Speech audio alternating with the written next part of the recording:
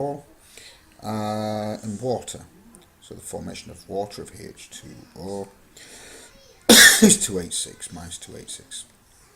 Okay, let's have a look. What do we mean by that? So what we mean in terms of formation, so we'll have a look at the first one, ethane. It means we must have a mole of each in terms of the carbon in its standard state, which is a solid, plus hydrogen. In its standard state would be a molecule and a gas, so we need two of them. And we're going in this direction, we're forming it. And our energy that it will take is plus positive 52 kilojoules. To form this carbon dioxide, and from carbon to carbon dioxide, we need two of them. And one is minus 394, so I need, let's change it to red. I need 2 times minus 394 for the production, for the creation of carbon dioxide, for 2 water molecules. So we are going from the standard state. I'm a tad bit lazy because I know I need to add in oxygen, but I haven't done that, and I'm not going to do it yet. So we're at water, 2 lots of minus 286. Okay, so, oh god, let's do all the maths for this. 2 lots of minus 394, and let's get the calculator out. Calculator. Okay, so we've got minus 394, we've got 394 times 2, 788, we've got 286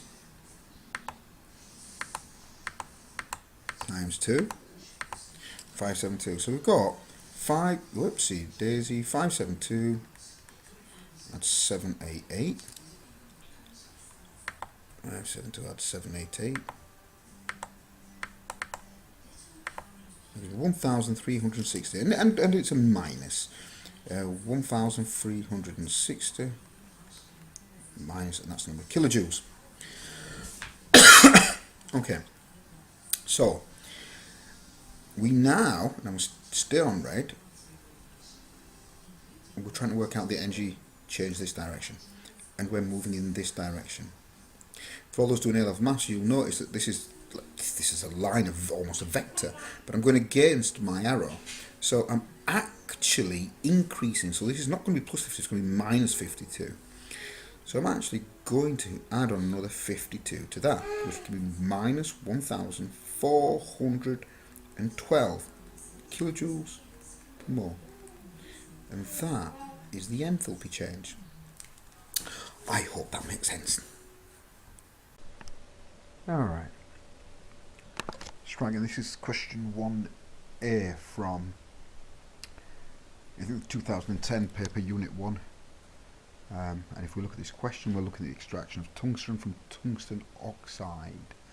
The big clues, if you don't know, is state the role of hydrogen in this reaction, and it gives us a number of different things to look at. First of all, if I'm looking at this, I think, ooh, hydrogen, WO3, I need tungsten, and that'd be W by itself. So I'm probably going to be getting rid of the oxygen. Well, I am. So hydrogen must be acting as a reducing agent. And forgive the writings, I get used to my brand spanking new pen. So hydrogen's acting as a reducing agent. And then we have to write an equation. Well, it's not so complex if you think that, well, what we want to do is we've got tungsten oxide, WO3, we're adding hydrogen to it. And it'll be hydrogen gas, which is the molecule. And what we will be forming is the metal, W, and, well, the only possible thing is water, H2O. So now we have to, after looking at that, is balance it. Well, me being me, I'll look straight at the oxygen atoms. I've got 3 here. And if water molecules contain 1 oxygen atom, and if I've got 3 oxygen atoms here, I'm going to need 3 water molecules, because that'll give me a total of 3 oxygen molecules, which is the same here as here. If I've got 3 oxygen molecules, 3 water molecules, I'm going to need 6 hydrogen atoms, which means 3 hydrogen molecules on this side. Okay, state 1 risk of using hydrogen gas in metal extractions is the reason why I go into chemistry. It blows up. Well, there's a risk of it blowing up. And there you go. Let's rock and roll. Question 7. Consider the following reaction. Hey, what have we got there? Bromopropane plus calcium hydroxide, and we switch. Ooh, so it's a substitution reaction. And we've got OH, we turn it to an alcohol. So we've got an OH, that must be OH minus. Attracted to the positive. Right, this is nucleophilic. Oh, and there's a question, this is nucleophilic substitution. Let's put the pen on. Name the mechanism. This is nucleophilic, nucleophilic sub. And the way I worked it out was nucleophile, phile is to like.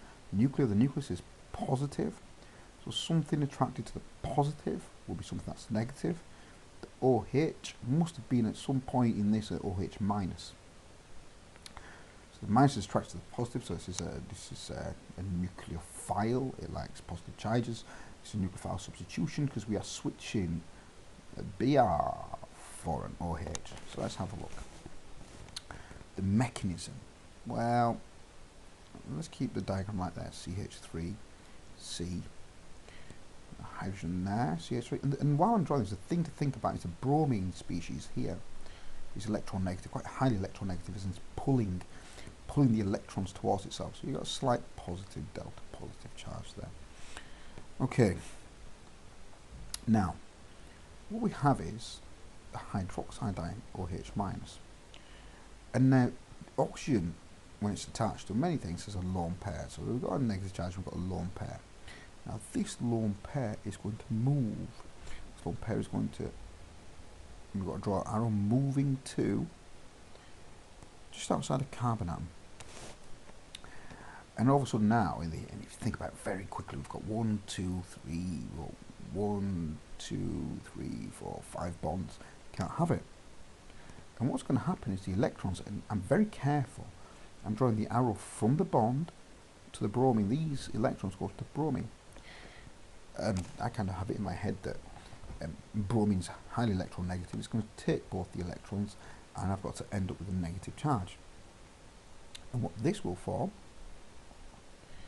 is CH3, the carbon atom, hydrogen, CH3 over here, and the alcohol group there. And that's the mechanism. Personally, I'm in a habit. I read beer with Br minus as well, or with HBr. But this is Br minus is habitual. And the whole thing is three marks. One for the nucleophilic substitution, one for the arrow from the lone pair from your hydroxyl ion going to your carbon atom. And you just got to be really careful. Your curly arrows must start and finish the correct places. That's question 7A. Okay, let's get rid of that. Oh, chemistry thing. Let's have a look at this one. Copper is extracted from the ore, chalcopyrite, in a three-stage process. In the first stage of the extraction, the chalcopyrite is heated with silicon dioxide and oxygen. Balance the following equation for this first stage in which copper 1 sulfide is formed. Alright, let's have a look at it. How would I address this? Let me move this up a bit. So when I'm looking at it, and the thing that catches my eye first is there's no number prior, so they've given us gaps. They've given us gaps to put numbers in. But here, copper sulfide, you don't have one. So I can't, shove a 2 there. And so what I'm going to do, I'm just going to kind of delete that 2 that I just put in, because I can't shove a 2 there. Let's get rid of the 2. That means that if I can't change that, I can only really have 2 copper atoms. If I've got 2 copper atoms, Let's try again. Two copper atoms here. I must have two copper atoms here. Well, you see, I can't change this. I can't. There's absolutely no way. And this is my only source of ions. Well, how many ions have I got? Well, two. So then I must have two here. There's no way I can alter that. Alright. So then it goes a little bit trickier. Well, this is my only source of silicon.